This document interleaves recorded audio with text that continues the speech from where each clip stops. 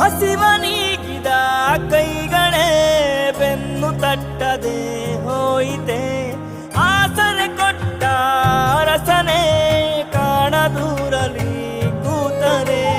ನೊಂದು ಬೆಂದ ಜೀವದ ಕಣ್ಣೀರ ಒರೆಸೋ ಕೈಗಳಿಲ್ಲ. ದೇವನೇ ಒಗೆದನು ಶಾಪ ಉಸಿರನ್ನೇ ತೇಯುತ್ತ. ಕತ್ತಲನ್ನೇ ನುಂಗಿದೆ ಬದುಕು ಬೆಳದಿಂಗಳ ಅಣಕಿಸುತ್ತ.